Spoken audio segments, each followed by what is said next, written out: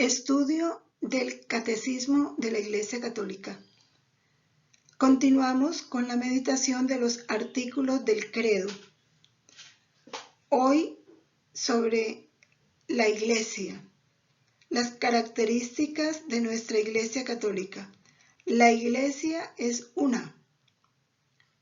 Esto lo estudiaremos en el contenido de los numerales del 811 al 822 de nuestro catecismo.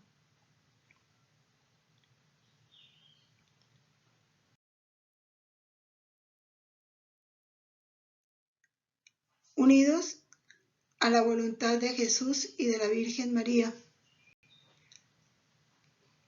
vamos a iniciar poniéndonos en la presencia de Dios y uniéndonos a Él para vivir este momento en su voluntad. En el nombre del Padre, y del Hijo, y del Espíritu Santo. Amén.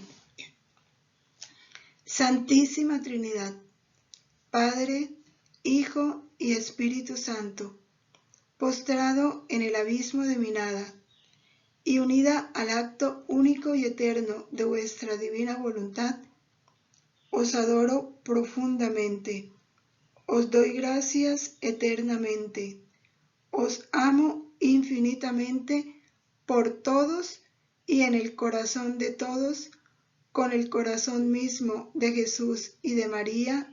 Amén.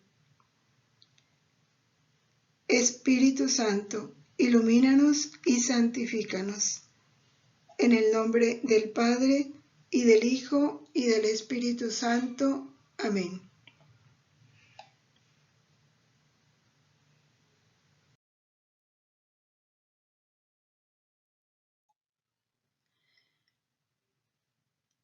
Nuestra Iglesia tiene tres características fundamentales, las que confesamos en el credo. Cuando creo en la Iglesia, que es una, santa, católica y apostólica. Son cuatro características que distinguen a nuestra Iglesia y que las debemos conocer y profundizar y entender perfectamente. El catecismo nos habla de cuatro atributos inseparablemente unidos entre sí. Están perfectamente concatenados. Y ellos son los que hablan de esos rasgos esenciales de la Iglesia y al mismo tiempo rasgos esenciales de la misión de nuestra Iglesia. Ahora, este ser una santa, católica y apostólica no está dado porque se le atribuyó a la Iglesia de parte de los hombres, no. Cristo, fundador de nuestra Iglesia y quien es la Iglesia, ¿sí?, por el Espíritu Santo da a la Iglesia ese ser una, ser santa, ser católica y ser apostólica. Cualidades que se desprenden de él mismo, que es su fundador. Características que la Iglesia está llamada a ejercitar en cada una de sus actividades, en la misión propia que tiene en el mundo.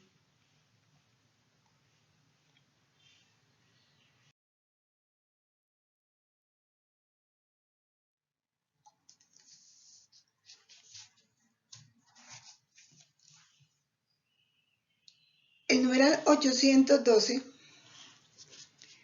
nos habla de lo importante que es nuestra fe, porque es la fe la que nos puede llevar a reconocer estas características en la Iglesia.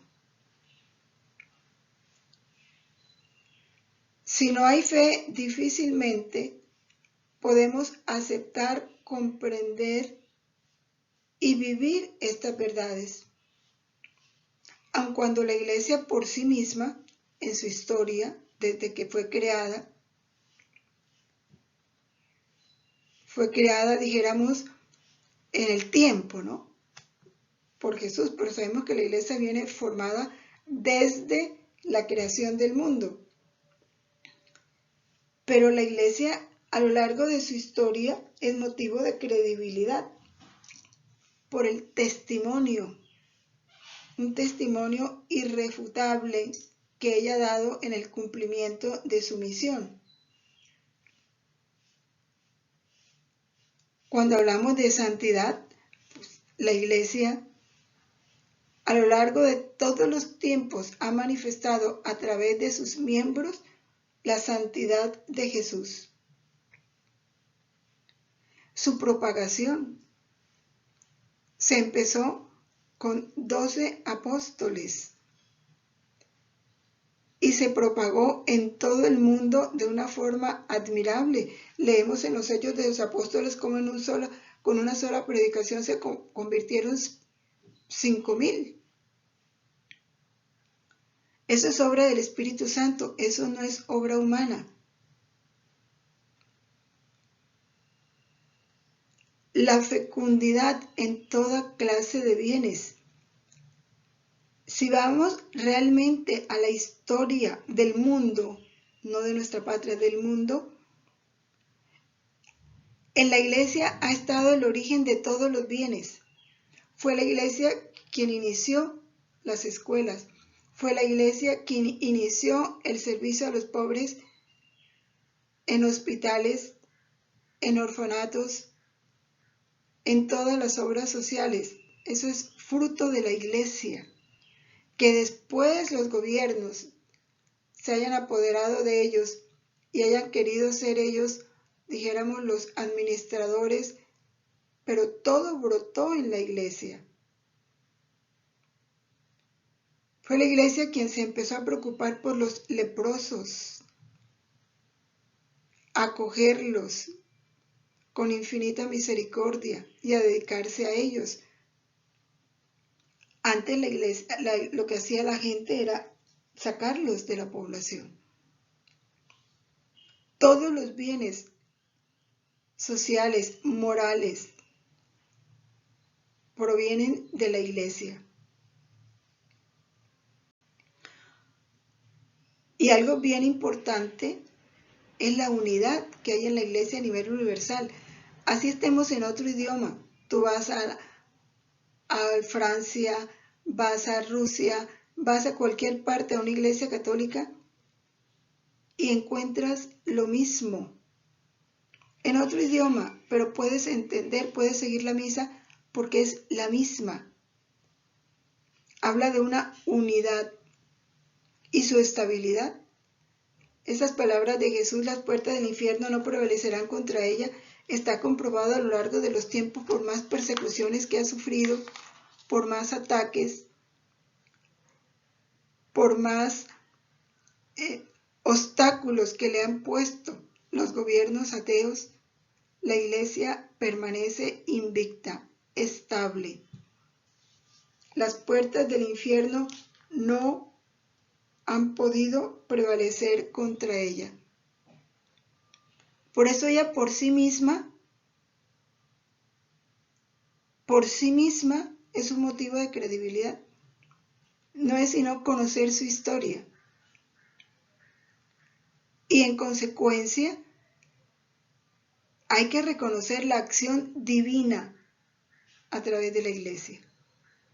O sea, no es sociedad humana, no es una organización humana, no es producto de los hombres. La iglesia tiene un origen divino y en razón de ese origen divino surgen estas manifestaciones o características o señales, como las queramos llamar, que nos confirman su origen divino. Y todo esto se reconoce a través de la fe. Porque sabemos que para quien tiene fe, no es necesario ningún argumento. Pero para el que no tiene fe, todo argumento es inválido. No lo acepta. porque esto es cuestión de fe. Todo lo divino es reconocido por la fe. De lo contrario, no.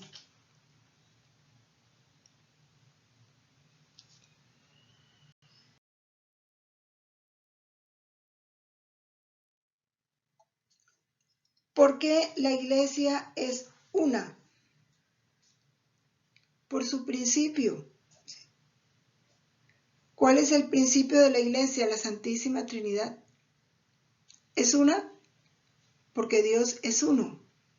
Y Dios es el principio de esa iglesia, el fundador de esa iglesia. Es una porque Cristo, que es la iglesia,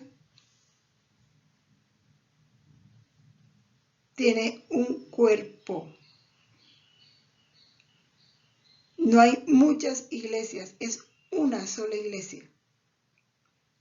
Y esa iglesia es el cuerpo de Cristo. En ese sentido, la iglesia es una. La iglesia es una porque el Espíritu Santo que habita en cada uno de los miembros de la iglesia es uno. Y Él establece esa unidad. El Espíritu Santo es el principio de la unidad de la iglesia. Una sola fe, un solo bautismo, un mismo Espíritu que está en todos y mueve todo.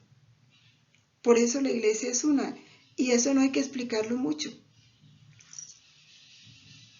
Si tú te trasladas de una parte a otra, vas a encontrar la iglesia con sus mismas características, sus mismas funciones, los mismos sacramentos, la misma liturgia, sus mismos principios, iguales mandamientos, es una. Por su origen, por su fundador, que es Cristo, por el cuerpo místico de Cristo, que es uno, y por el Espíritu Santo que la anima en cada uno de los miembros.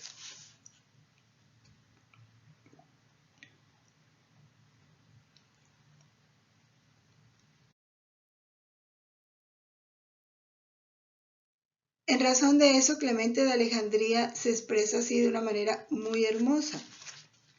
Dice: qué sorprendente misterio, hay un solo Padre del universo, un solo Logos del universo, una sola palabra, que es Cristo, un solo Espíritu Santo, idéntico en todas partes. Hay también una sola Virgen hecha madre y me gusta llamarla Iglesia. Es nuestra madre, porque de ella nacimos para la vida espiritual, de nuestra iglesia, por el bautismo.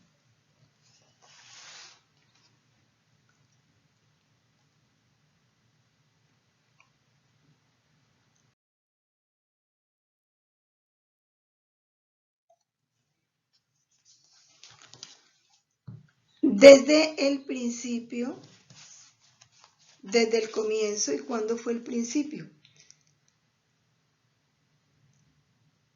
Si vamos a ver el principio en el tiempo de la iglesia, pues surge con Cristo, ¿no? Cuando escoge a los 12 y empieza a formarlos. Pero esta iglesia fue preparada desde mucho antes, cuando Dios elige un pueblo, su pueblo, y va estableciendo en ese pueblo sus leyes, sus normas, sus costumbres, sus fiestas, sus deberes. Ya Dios va preparando ahí la iglesia. Su sacrificio, es Dios quien establece cuáles sacrificios deben ofrecer y cómo deben ofrecerlos. Él es el Señor de ese pueblo.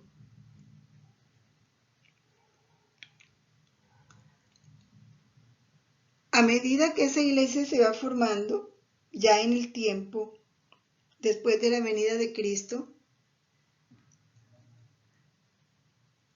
se va presentando, aun cuando es una, se van presentando diversidades en esa iglesia que proceden de la variedad de los dones de Dios y de la multiplicidad de las personas que los reciben. Por eso, la iglesia en África tiene algunas diferencias que no tiene la iglesia, por ejemplo, en Europa. Por las personas que la reciben, que tienen sus características específicas en cuanto a su raza, a sus costumbres. Pero esa diversidad, por ejemplo, de lengua, de costumbres, como adornan los santos o como hacen las fiestas de los santos en las iglesias orientales del Oriente, no es lo mismo como lo celebran en las iglesias del Occidente. Sin embargo, hay una unidad, ¿sí? Dentro de esa unidad hay una diversidad por las culturas, por diversidad en lenguas,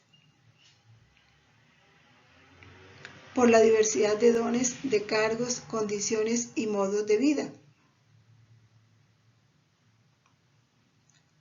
Cada iglesia particular, ya sabemos que la iglesia es una, pero hay iglesias particulares.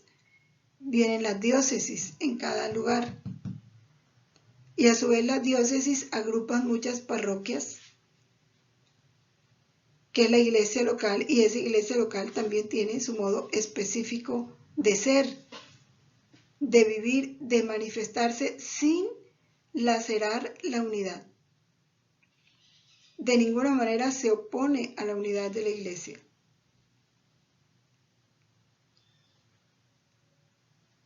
La fiesta de la Inmaculada Concepción se puede celebrar de una manera en Egipto diferente a como se celebra en Bogotá o en México.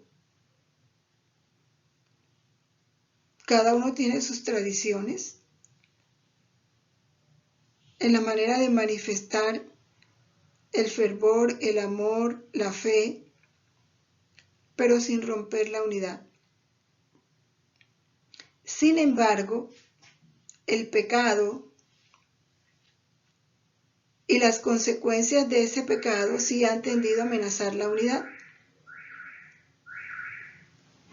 Y entonces es cuando vemos otras iglesias. Pero si vemos el comienzo de la iglesia, como está representado en esta gráfica, apareció la iglesia de Jerusalén, la de Antioquía, la de Corinto, la de Éfeso, la de Tesalónica. Todos eran diversos, pero estaban dentro de la unidad. Y siempre hubo esa exhortación de parte del apóstol Pablo a guardar la unidad del Espíritu con el vínculo de la paz. Es un cuidado que hay que mantener, el guardar esa unidad.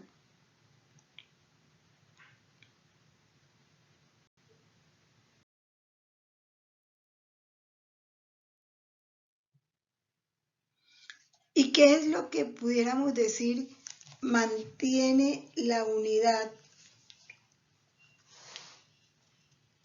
¿Qué es lo que hace que esa unidad sea estable, fuerte, segura? Dice el numeral 815. Por encima de todo, esta unidad se da por el amor. El amor ha de ser el vínculo de esa unidad, vínculo de perfección, como lo dice la carta a los Colosenses 3:14. Sin embargo, esa unidad también es asegurada por otros vínculos visibles. Revestido del amor, el amor es el Espíritu Santo. Ya habíamos dicho en numerales anteriores que Él es dijéramos, el autor, el origen y el impulso de esta unidad, el Espíritu Santo. Pero fuera de eso, es el Espíritu Santo, como dice el numeral 813, es el principio de la unidad de la iglesia. Sin embargo, hay otras manifestaciones visibles de esa unidad, por supuesto frutos del Espíritu Santo, que forman como un vínculo. ¿Cuáles son? La profesión de una misma fe recibida de los apóstoles. Esto es importantísimo. Profesión de una misma fe. Y empezamos a hacer profesión desde que ingresamos a la iglesia con el bautismo. Por eso en el bautismo, en las promesas del bautismo se renueva esa profesión de fe.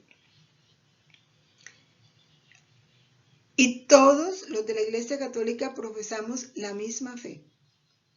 Otro vínculo de la unidad es la celebración del culto divino, o sea, la liturgia.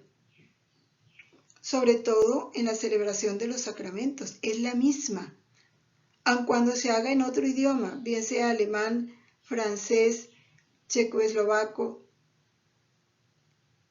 inglés, español, cualquier lengua, es la misma liturgia para la celebración de los sacramentos.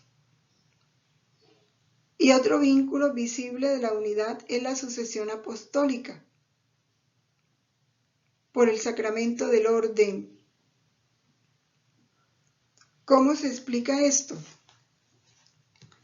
La sucesión apostólica se viene dando en línea directa, pudiéramos decir así.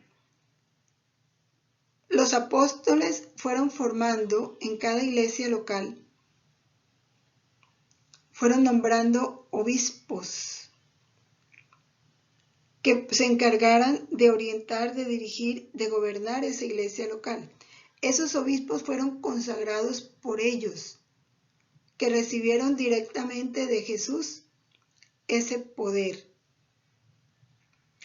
A su vez, esos obispos eran los que podían nombrar y consagrar nuevos obispos.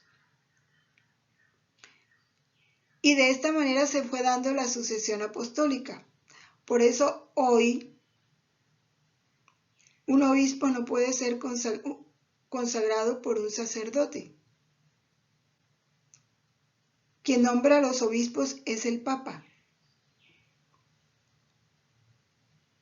Y ese obispo es consagrado por otro obispo que tiene la sucesión apostólica, porque ese obispo que va a consagrar a este obispo fue consagrado a su vez por otro obispo legítimamente nombrado y consagrado dentro de la Iglesia Católica. Y especifico esto porque hoy se ha presentado dolorosamente, hay rupturas en esta unidad, en iglesias que se han apartado de la autoridad del Papa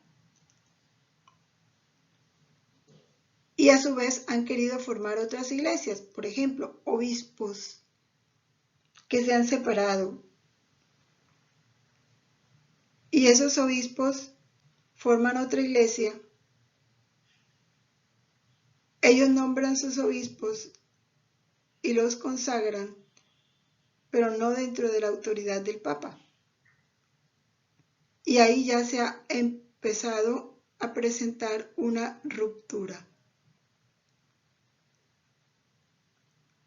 Esta sucesión apostólica por el sacramento del orden que conserva la concordia fraterna de la familia de Dios. O cuando hay falsos sacerdotes y falsos obispos que ordenan a su vez otros sacerdotes y consagran otros obispos, ahí no hay una sucesión apostólica. Estos son los vínculos que mantienen la unidad. Cualquiera de estos vínculos que falte, ya no se da la unidad.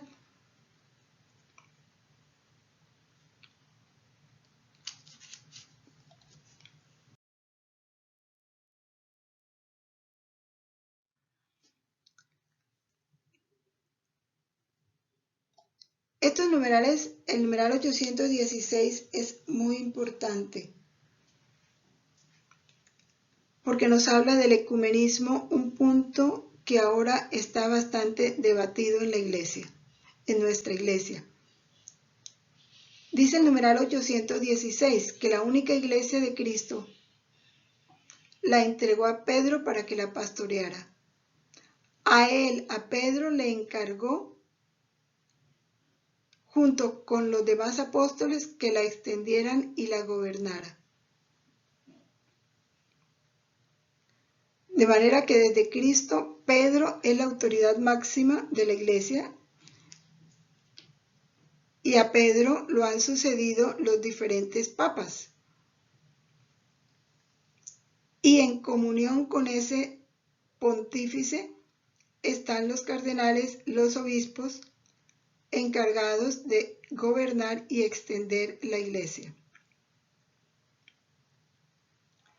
Como esta unidad de la iglesia a lo largo del tiempo se ha visto lacerada por la formación de otras iglesias, el Concilio Vaticano II se preocupó por la unidad de la iglesia.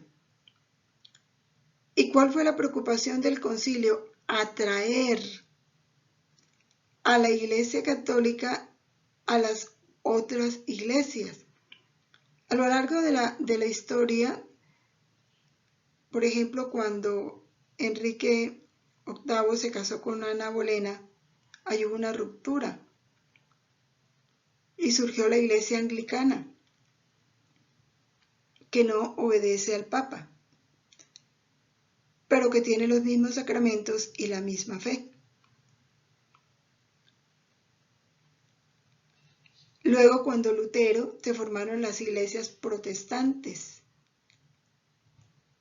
que conservan parte de esa fe, porque ellos no creen en los sacramentos y no creen en la Virgen María. Entonces, tienen parte, pero no conservan la plenitud de la unidad. Entonces, este concilio trató de atraer a esas iglesias. Pero, ¿cuál es la deformación que se ha presentado ahora en razón del ecumenismo? ¿Qué se cree? Que el ecumenismo consiste en que todos nos unamos, pero no en torno de Cristo, sino cada uno creyendo lo que cree, seguir creyendo lo que cree. El todo es que nos respetemos. Ahí no hay unidad. La unidad se da cuando los que están aceptando parcialmente la verdad de Cristo la acepten totalmente. Los que están desconociendo la autoridad del Papa acepten esa autoridad del Papa. Entonces sí se forma la unidad. El ecumenismo es el esfuerzo por lograr que aquello que nos separa sea superado y realmente nos hagamos uno. Por eso dice el decreto sobre ecumenismo, dice, solamente por medio de la Iglesia Católica de Cristo, que es auxilio general de salvación, puede alcanzarse la plenitud total de los medios de salvación. Solo por la Iglesia Católica. Fuera de la Iglesia Católica no hay salvación. Algunos dicen, y entonces los protestantes que nacen en una iglesia protestante y que no conocen sino el protestantismo, ¿no se salvan? Ahí viene lo que nos dice el numeral 1 del catecismo. Jesús no cesa de atraer a los hombres hacia Él. No descansa. Está cerca en todo tiempo, dice, en todo tiempo y en todo lugar, Jesús está cerca del hombre, le llama y le ayuda a buscarlo, a conocerle y amarle con todas sus fuerzas. Convoca a todos los hombres que el pecado dispersó a la unidad de su familia, la iglesia. Unidad de su familia, la iglesia. Lo hace mediante su Hijo, que envió como Redentor y Salvador al llegar la plenitud de los tiempos. En Él y por Él llama a los hombres a ser en el Espíritu Santo sus hijos adoptivos.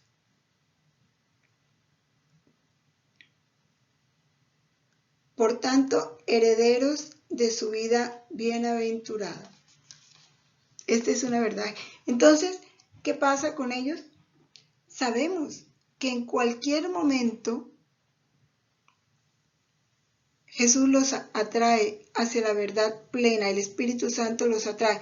Si han caminado de manera recta y fiel en eso que han aprendido, llega un momento en que el Espíritu Santo los mete en la verdad completa, así sea en el punto de la muerte. Y eso es lo que nos habla Luisa cuando nos habla de la última espía de amor. Así sea en el punto de la muerte, Jesús se les manifiesta para que lo acepten en la plenitud de la verdad. Y así sea en el punto de la muerte, aceptan a la Iglesia Católica como la única Iglesia de Cristo. Pero tienen que entrar en la Iglesia Católica para alcanzar la salvación. Fuera de la Iglesia Católica no hay salvación.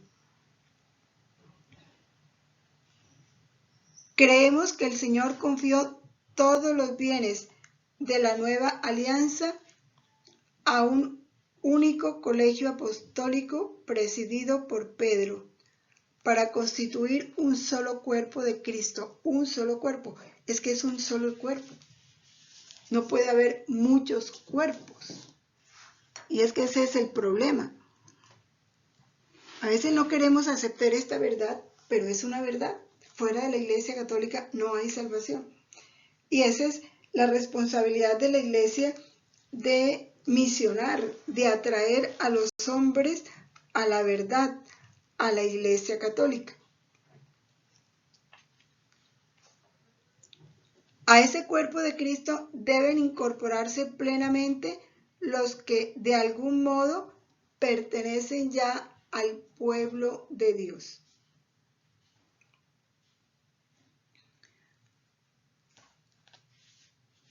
Entonces es importante tener en cuenta esto, yo digo, por ese falso ecumenismo. Entonces, ¿qué se pretende ahora? Ahora cuando se habla del nuevo orden mundial y de una única religión y de todo esto, ¿qué es lo que se pretende? Que para que podamos unirnos todos, entonces hay que ceder, entonces hay que cambiar la misa, y dolorosamente se están presentando muchas cosas que constituyen para Jesús un gran dolor. Ya vamos a hablar de eso más adelante, cuando hablemos de esta ruptura de la unidad.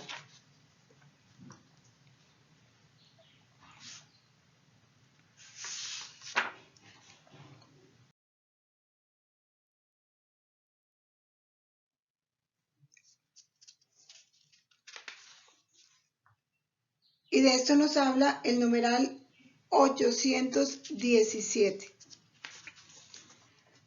¿De qué nos habla? Precisamente de ese dolor que se ha presentado a lo largo del tiempo y que ha herido mucho la unidad de la Iglesia.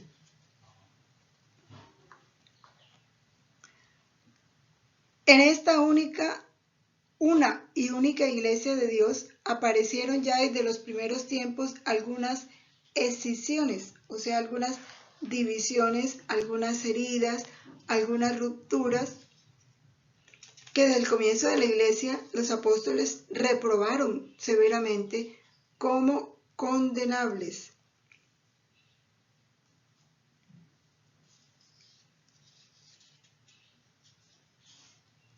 Eso hablando del comienzo de la Iglesia, cuando empezaron a formarse las primeras comunidades cristianas.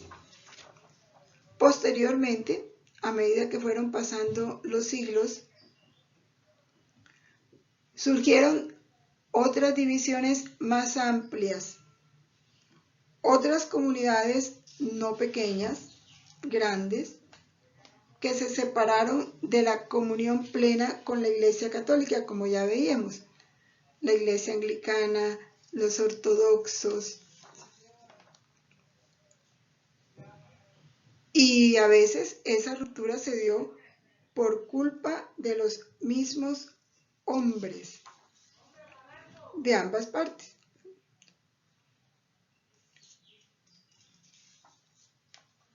tales rupturas que lesionan la unidad del cuerpo de Cristo. ¿Cuáles son esas rupturas? Pues cuando se presenta la herejía, cuando se presenta el cisma, la apostasía. Y todo eso es consecuencia del pecado. Entonces vamos a ver un poquito qué es herejía, qué es apostasía, qué es cisma, para poderlo comprender bien.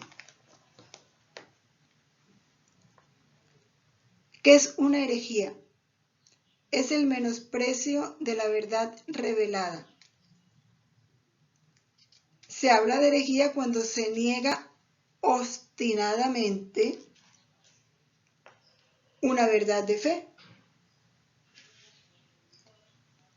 Por ejemplo, cuando se niega la presencia de Jesús en la Eucaristía, se está cometiendo una herejía,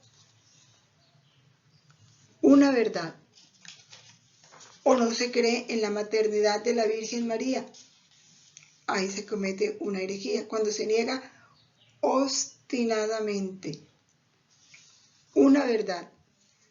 Por eso, cuando hablamos de las iglesias protestantes, decimos que son herejes, porque ellos sí niegan la presencia de Jesús en la Eucaristía.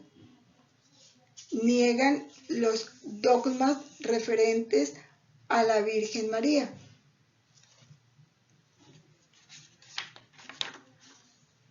¿Qué es la apostasía? Es un rechazo total de la fe.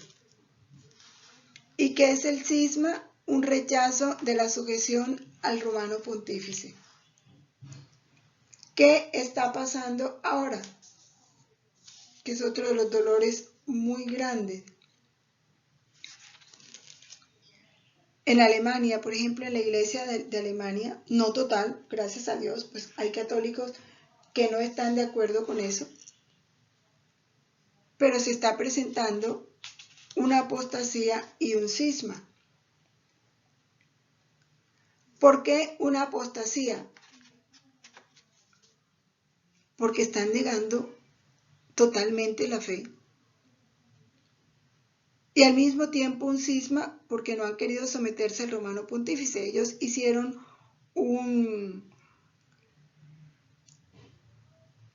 bueno, se me olvidó ahorita el nombre de la reunión de los obispos para estudiar puntos de la doctrina. Y ellos determinaron ordenar mujeres, dar la comunión a miembros de otras religiones, realizar el sacramento del matrimonio con personas del mismo sexo, entre algunas de las tantas cosas que aprobaron. Por supuesto, el solo hecho de dar la comunión a cualquier persona al margen de la fe que profese, o de si tienen o no tienen fe en Cristo Jesús. Porque un judío no cree en Cristo. Un musulmán no cree en Cristo.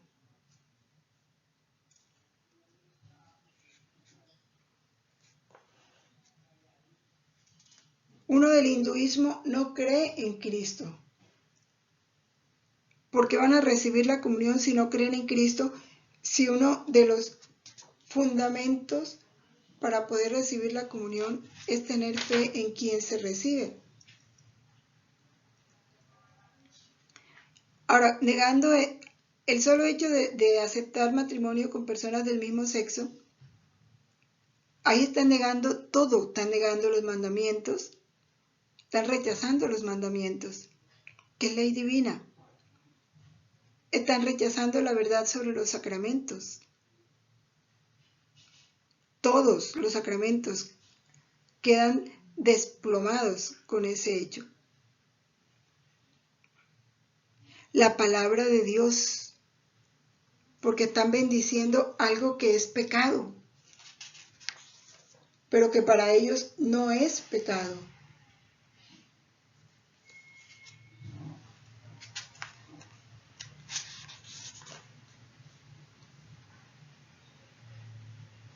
La liturgia establecida por la iglesia la están rechazando. ¿Y por qué es cisma? Porque cuando ellos presentaron las conclusiones de su sínodo, el prefecto de la Congregación Religiosa para la Fe y con él el Papa le dijeron: no pueden hacer eso. Sin embargo, ¿qué hicieron ellos? Desobedecieron, y por encima de la orden recibida están realizando matrimonios homosexuales como sacramento. Están dando la comunión a todo el que quiera recibirla sin tener en cuenta si realmente creen o no, están en pecado o no, están negando todo. Están ordenando mujeres, dándole el sacramento del orden a mujeres, están negando todas las verdades, todas las verdades.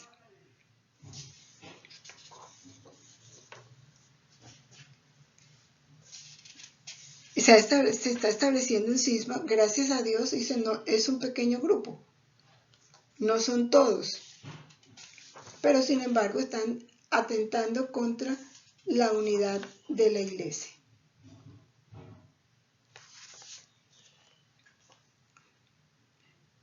Y la superstición, que también va contra la unidad de la iglesia, es cuando se empieza a admitir dudas contra la fe.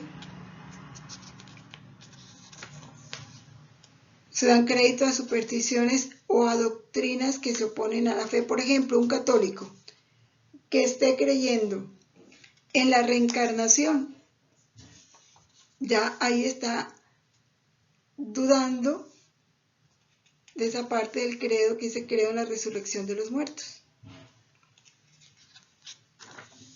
Y está exponiéndose a la herejía.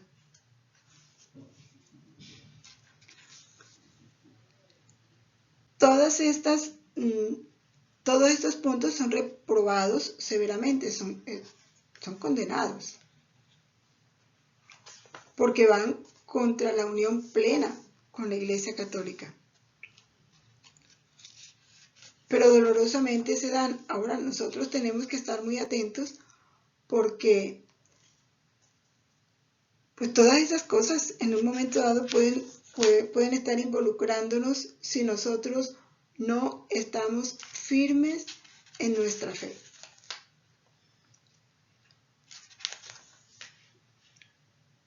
Pasemos a otro punto.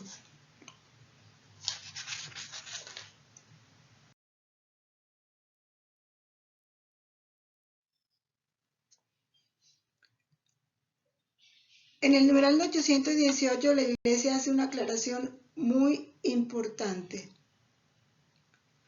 Los que nacen hoy en las comunidades surgidas de tales rupturas, los que nacieron en una iglesia pentecostal, desde niños fueron educados en la iglesia pentecostal o en la iglesia bautista o en una iglesia luterana o en la iglesia de los últimos tiempos, ellos no tienen culpa.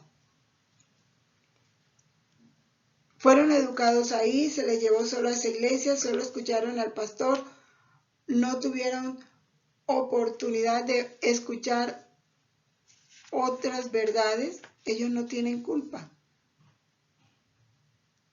Por eso no pueden ser acusados del pecado de separación de la Iglesia Católica. Y la Iglesia Católica los respeta. Dice: los abraza con respeto y amor fraternos. Los protestantes que fueron bautizados en la Iglesia protestante donde hacen el bautismo como lo dice Jesús, pues están bautizados, se han incorporado a Cristo.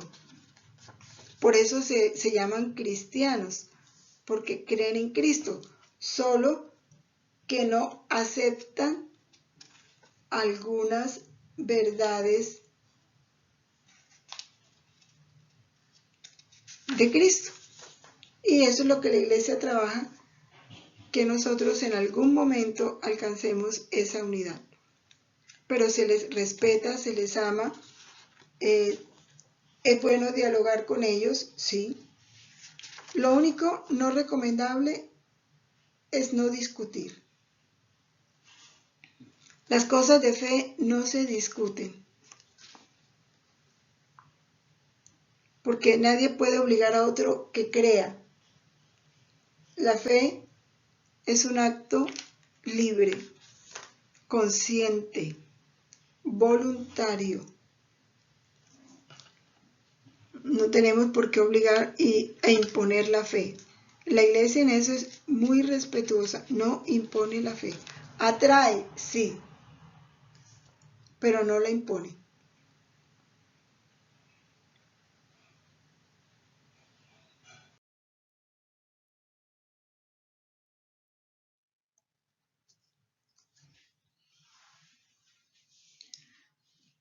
Hay muchos elementos de santificación y en eso hablamos los que están en otras religiones que van conduciendo al hombre hacia la verdad y hacia un camino de santidad y que necesariamente cuando el hombre es fiel en el aprovechamiento de esos elementos, llegan a la plenitud del conocimiento de Cristo. Hemos visto ese programa que hay en EWTN de Regreso a Casa. Todos los miembros de otras religiones que han llegado a la verdad y han aceptado la Iglesia Católica como verdad, ¿gracias a qué? A su fidelidad en la meditación de la palabra de Dios. Cuando se propone meditar la palabra de Dios, escudriñar las sagradas escrituras, estudiar la historia de la Iglesia, llegan al conocimiento de la verdad, a la aceptación de la Iglesia Católica como la verdadera. De eso hay muchísimos ejemplos. Fernando Casanova es uno. Era un gran pastor protestante y hoy es un gran testimonio y cómo defiende la Iglesia Católica y cómo quiere ayudar a sus hermanos de otras iglesias a encontrar la plenitud de la fe.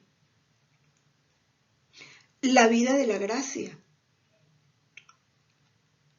Cuando se vive la palabra de Dios con fidelidad, se evita ofender a Dios con sincero corazón.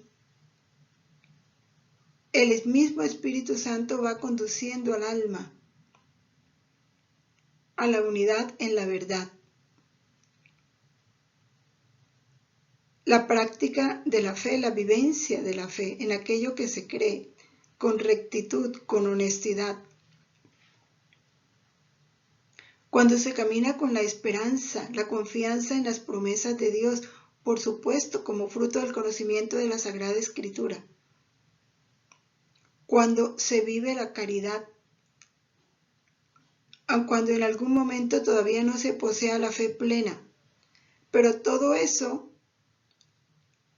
presenta un campo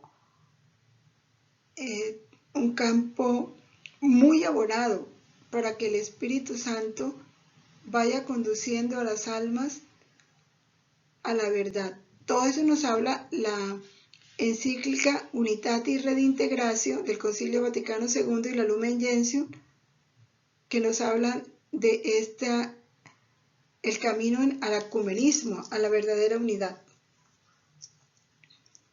El Espíritu de Cristo, dice el Catecismo, se sirve de estas iglesias y comunidades eclesiales como medios de salvación.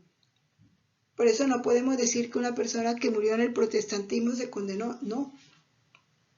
porque es que Dios interiormente, Jesús no cesa de atraer a los hombres hacia Él e interiormente los va conduciendo hacia esa verdad.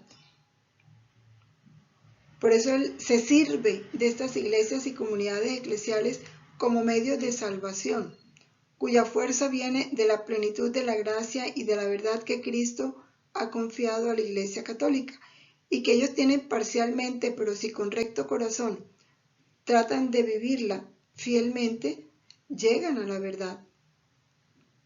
Todos estos bienes, la palabra de Dios, la vida de la gracia, la fe, la esperanza, la caridad, provienen de Cristo y conducen a Cristo. Y por sí mismos impelen, empujan, arrastran a la unidad católica. Allá llega la persona como meta, a la unidad en la Iglesia Católica. Como ya decíamos, así sea en el punto de la muerte.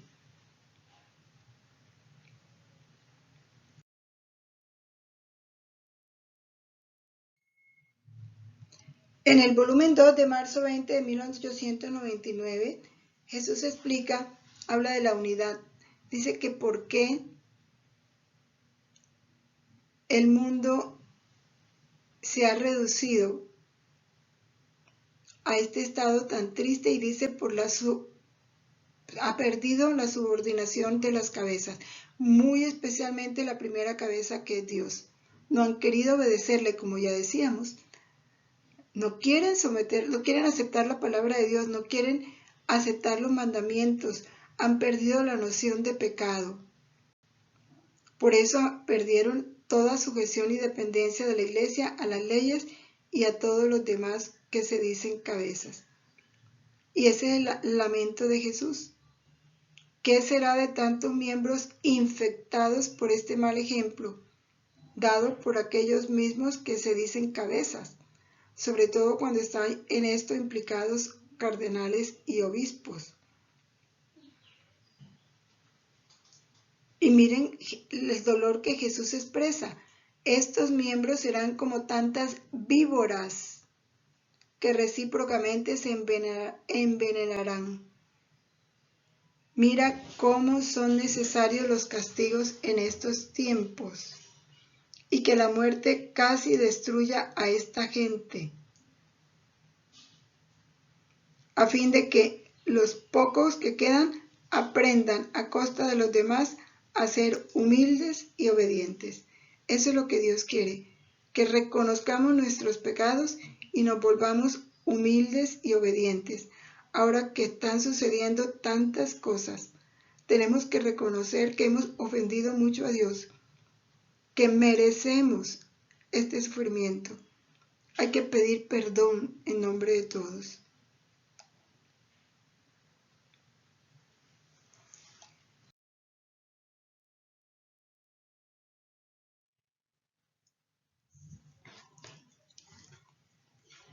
Esta unidad de la Iglesia, pese a las divisiones que se han presentado a lo largo de los tiempos, subsiste.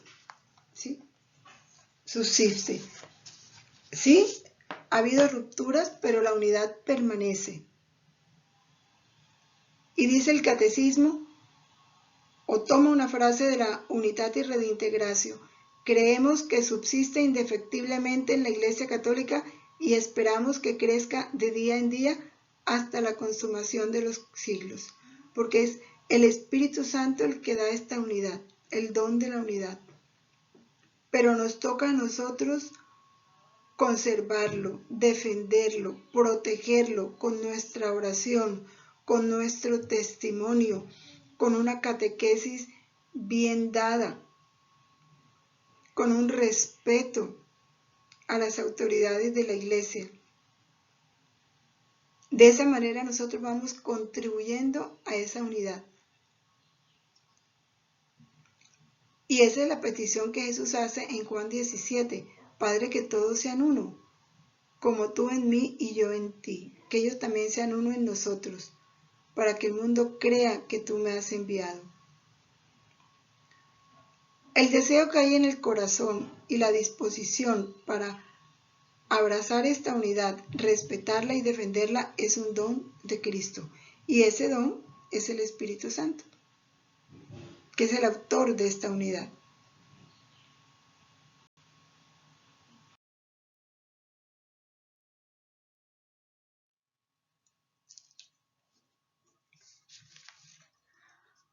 Ahora, este llamado a la unidad, que es un deber que nos compete a todos, exige de parte de todos una renovación permanente de la Iglesia, una fidelidad a su vocación, un continuo movimiento hacia la unidad. De parte de cada uno de los miembros, una conversión del corazón, un esfuerzo por llevar una vida más pura, más fiel, más acorde con el Evangelio. Porque es la infidelidad la que lleva a las divisiones. ¿Qué está pasando lo que decíamos en Alemania? ¿Por qué se ha dado eso en Alemania? Por la infidelidad. Porque no se ora, porque no se medita, porque no hay una verdadera unión con Cristo. Entonces, las nuevas doctrinas van engañando el corazón del hombre. Lo que decía un falso ecumenismo, con el falso deseo de unidad con las otras religiones, se ha sido infiel a la verdad. Otro punto es la oración en común, la conversión del corazón de la que había hablamos, la santidad de vida, las oraciones privadas y públicas por la unidad de los cristianos mantienen esa vitalidad en la unidad, ese camino hacia la unidad. Y se habla de un ecumenismo espiritual que nos interese atraer a la iglesia a todos, a los musulmanes, a los mahometanos, a los protestantes, que los consideremos hermanos de corazón y oremos por ellos, como cuando en una familia hay un miembro que está lejos de Dios, ¿cómo oramos para que se convierta? Igual tenemos que sentir por los miembros de las otras religiones. Que haya un conocimiento recíproco entre hermanos de otras religiones, que haya una formación ecuménica, sobre todo en los sacerdotes, una verdadera formación ecuménica, porque por una deformación del sentido ecuménico es que se está dando el cisma que se está dando en Alemania. Un diálogo entre los teólogos, un encuentro entre los cristianos de diferentes iglesias y comunidades para acercarnos a la verdad que es Cristo.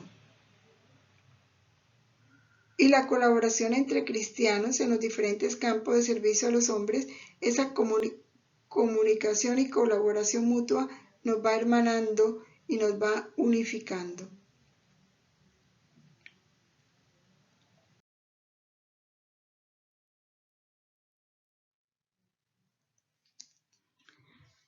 Y el numeral 822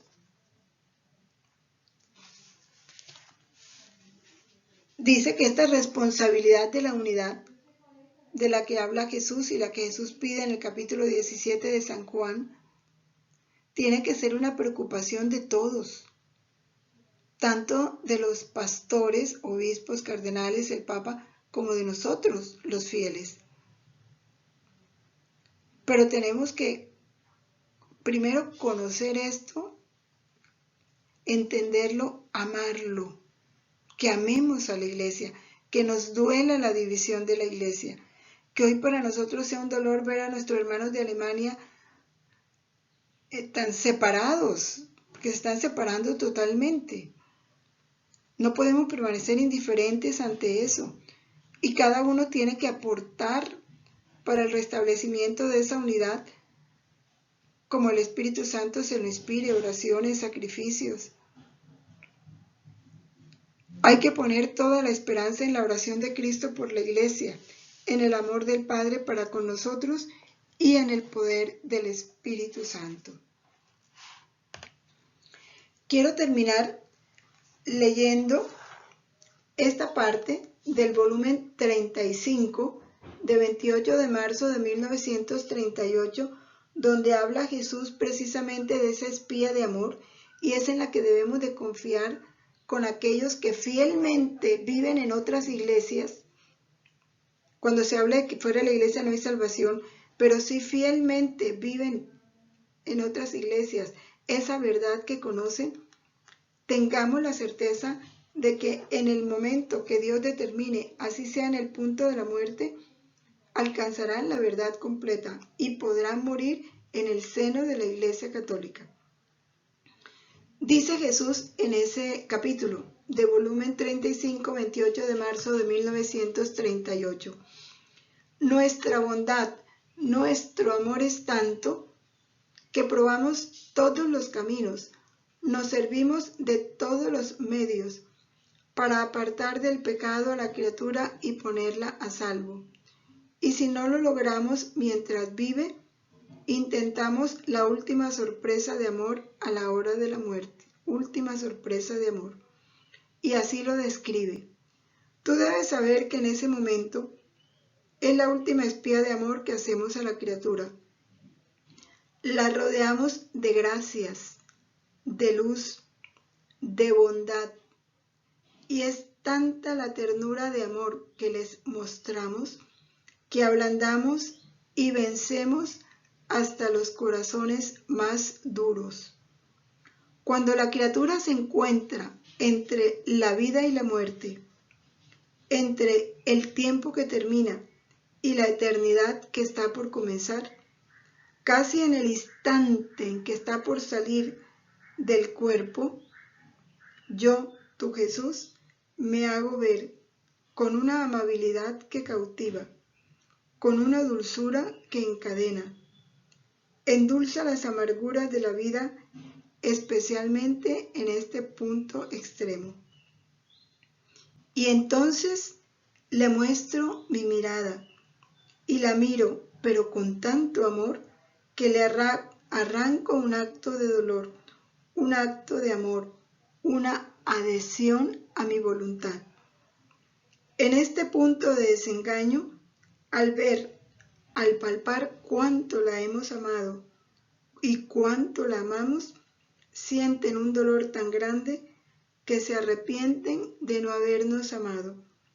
Reconocen nuestra voluntad como principio y cumplimiento de su vida, y como satisfacción aceptan la muerte para cumplir un acto de nuestra voluntad.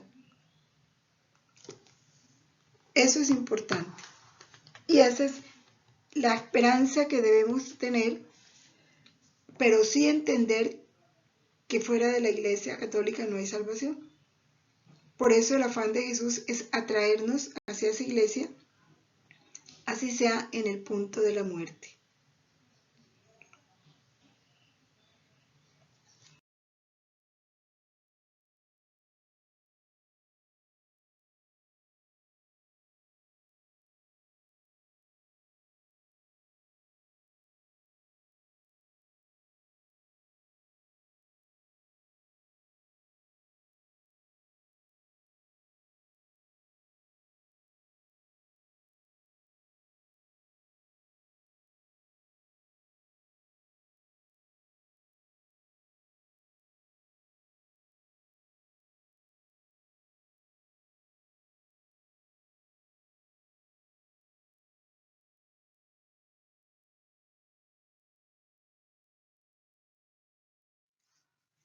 Que este deseo de unidad, este esfuerzo por la unidad, este dolor que nos causa cuando esta unidad se ve amenazada, nos ayude, nos una más a Cristo y a vivir con mayor fidelidad, con mayor empuje nuestro ser de católicos. Gloria al Padre, al Hijo y al Espíritu Santo, como era en el principio, ahora y siempre, por los siglos de los siglos. Amén. Permanezcamos en la voluntad de Dios siempre. Fiat.